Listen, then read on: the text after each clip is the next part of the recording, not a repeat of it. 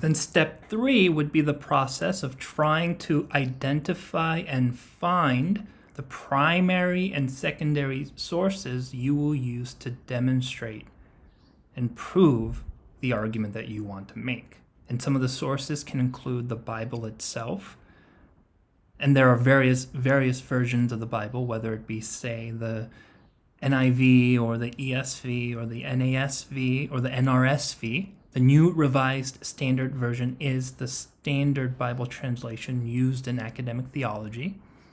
You can also utilize commentaries, theological works, and every single syllabus, more likely than not, will have recommended reading in the syllabus, and you can use those as sources as you try to find the specific concrete detail you need for your argument.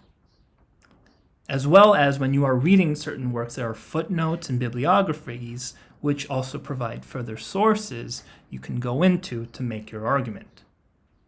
You can also use your personal library, something you've read in the past, or professor recommendations. And a wonderful thing about the 21st century that we live in is we have the library, and we have the digital. We have a digital online library where there are a lot of free ebooks available, and the library also has subscriptions to various academic journals in which you can search, and you'll be able to find various academic journal articles as well. And you're able to do that because you've already established certain filters of what you want to say, how you want to say it, certain topics, certain themes as well. And I know oftentimes the Bible gets misinterpreted because of this thing we call proof texting, where we go into the Bible trying to prove something, trying to prove presuppositions and maybe even prejudices that we already have in order to justify anything. But in many ways, the research paper is kind of like that, because we want to approach writing with a certain thesis in mind, trying to find evidence for that, and then we want the evidence itself to slightly or even drastically modify the initial presuppositions we came with.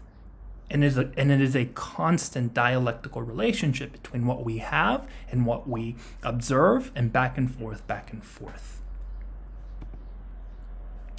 Do not cite another scholar when you can say it just as well yourself. Right? You don't need a scholar to say the Trinity is Father, Son, Holy Spirit. And do not cite another scholar simply because you think she has made your point for you, or cite another scholar for emotional appeal, or turn your essay, this is important, or any part of your essay into a collage of views borrowed from others. Right? You don't want to copy, paste. Rather, cite another scholar to represent accurately another scholar's view. Cite another scholar who has stated a point in a particularly memorable or succinct way. Cite a source when you feel as if that source can add authority and legitimacy to what you're trying to argue. So when you are, for example, if you're claiming that a certain word in the New Testament says this, then you might use a famous New Testament scholar who has not thousands, but many, many books that she's published. That person inherently carries a lot more authority and weight. Step 4. How do I read the sources? Do I read everything? And in that sense, the book How to Read a Book by Adler is very, very important, because Adler provides guidelines on how to read efficiently, how to read effectively. Don't read everything, but read with a certain plan. Look for topics, ideas, key words. One of the wonderful things about having a digitalized library and ebooks is we have the search function. So we can just search cross or theology or Trinity, and the search function will allow us to have access to those sources. But also, if you have a traditional book, you can go to the back and look for the index, and many books have topics organized. Read looking for proof texts. Read looking to learn something new. There's a difference between skim reading and close reading, and you may maybe do some skim reading when you're trying to just figure out general parameters, and then close reading when you actually find something that might be useful. So these were just 4 steps that you might maybe ask yourself as you begin the research writing process. But more than anything else, I would say always look at the syllabus.